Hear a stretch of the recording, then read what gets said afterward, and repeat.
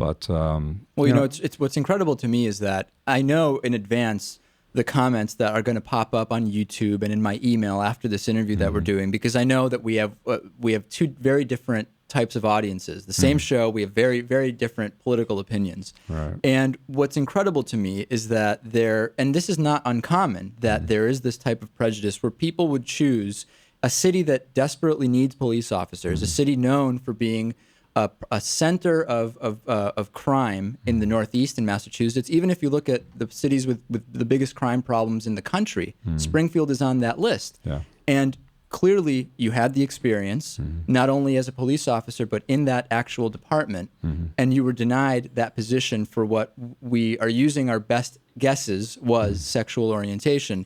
It almost defies logic, does it not? Right. Yeah. The Mass Commission Against Discrimination said that was the only reason that they gave was they said that other candidates were more forthright and more enthusiastic about their job interview than I. Obviously, the MCAD said that was pretext, and probable cause came through, and I was able to get my job back. Again, if I was a federal employee in Massachusetts, FBI, CIA, or any of the other federal agencies, I wouldn't have been able to get my job back. And since then, in my return, I've worked in a chief's office. I've worked for the chief of police, and for the second largest city in the state. I've worked in a narcotics unit. I've worked in the police academy as a staff instructor, and now I'm a line cop, and I love my job. And I would guess that if I couldn't do my job, I wouldn't be there today. And I've heard from others that I'm a good cop. I kind of believe that I am. I go to work to do my job, and just for that purpose. How did you end up testifying before before the U.S. Senate in November of 2009, and also I guess it was a House committee in 2007? Is that right? Yeah. How did that come up? The House, I was asked by Congressman Barney Frank from Massachusetts to testify and tell the panel about my discrimination, which I did. And back in November, I got a call on a Friday from the Senate who said that they needed me in Thursday to testify. And with my department's blessing, I was able not only to go and testify, but to go in full uniform and full support of my police department today. So that shows me that there's a change, but there's change that's still needed. We're speaking with Mike Carney, Springfield, Massachusetts police officer.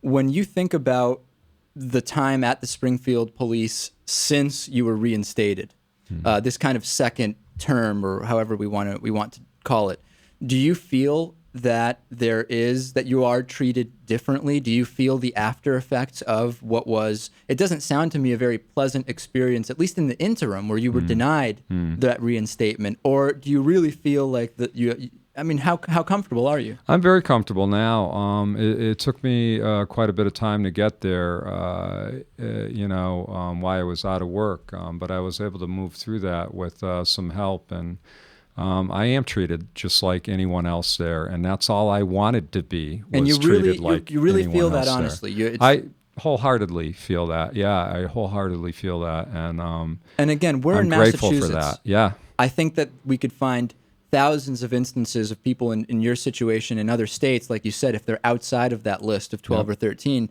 that they may not have the same type of experience you've had. I talked to thousands of people over the last 10 to 15 years who have written to me personally that are going through the same thing that I went through, and they're not able to access any laws like we have here in Massachusetts that protected me. And I find it egregious today that in 2010 that we have one law in a state, a handful of states, and some other states that gay Americans are being treated as second-class citizens, and I find it egregious.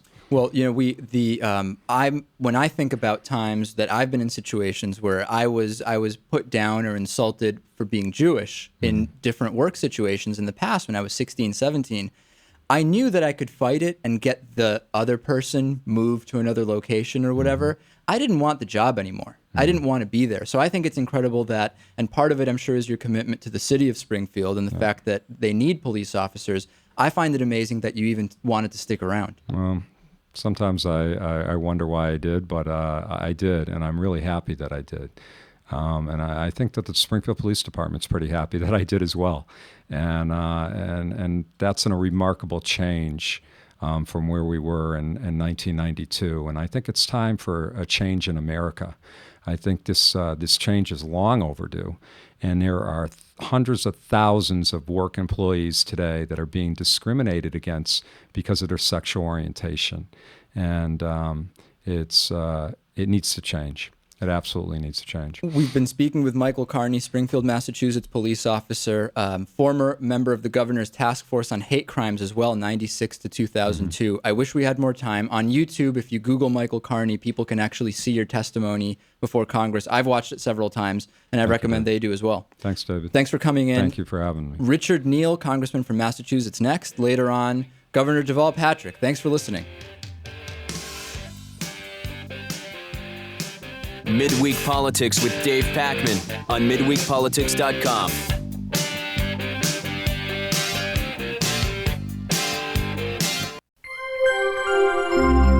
Midweek Politics is brought to you in part by Jackson & Connor, classically modern men's apparel in Northampton, Massachusetts on the second floor of Thorne's Marketplace, and by DIF Design, specializing in custom business websites at difdesign.com. To find out more about underwriting Midweek Politics, visit midweekpolitics.com.